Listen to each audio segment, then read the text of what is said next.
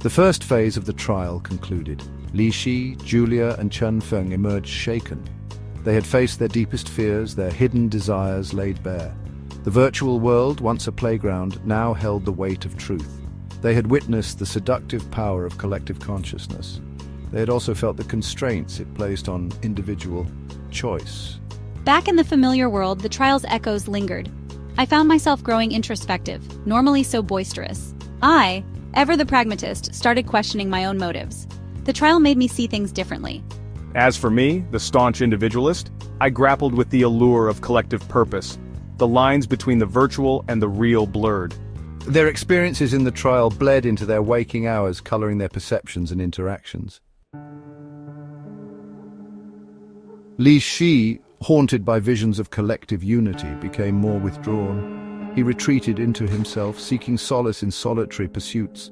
The vibrant energy that once drew people to him dimmed, replaced by a brooding intensity. I couldn't shake the images of collective unity from my mind. I needed time alone to think, to process. Julia, witnessing the efficiency of collective action in the trial, found herself drawn to social causes. She immersed herself in community work, her pragmatism now fueled by a desire for collective good. The trial showed me the power of working together. I felt a pull towards community work to make a difference.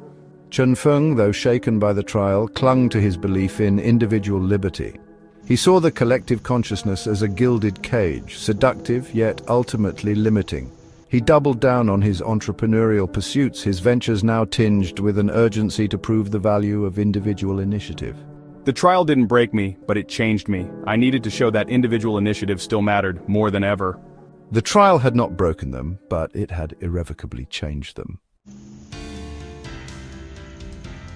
Meanwhile, the world outside hurtled towards a future dominated by collective intelligence. Global networks connected minds across continents, blurring geographical and cultural boundaries. Advances in artificial intelligence and neural interfaces promised unprecedented levels of cooperation and efficiency. The potential benefits were undeniable. Eradication of poverty, disease, and even war seemed within reach. Yet a current of unease ran beneath the surface of this utopian vision. Questions lingered about the true cost of this interconnectedness. Was humanity surrendering its individuality for the sake of collective progress? Was the price of unity the very essence of what made humans unique? The debate raged on, splitting society into fervent proponents and wary skeptics. Li Shi, Julia and Chen Feng found themselves at the heart of this global transformation. Their personal struggles mirrored the larger societal conflict. Yearning for connection, yet wary of losing myself, I represented the allure and danger of collective immersion.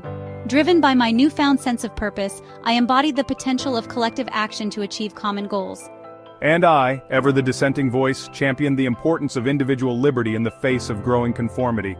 Their paths, once parallel, now diverged, each embodying a different facet of this complex dilemma. As they navigated their own internal conflicts, they began to realize that the true challenge lay not in choosing one side over the other, but in finding a way to reconcile these seemingly opposing forces. The fate of humanity, we sensed, hinged on finding a balance between the yearning for unity and the imperative of individual freedom. This struggle, they understood, was not merely a philosophical debate, but a test, a crucible from which a new era for humanity could emerge.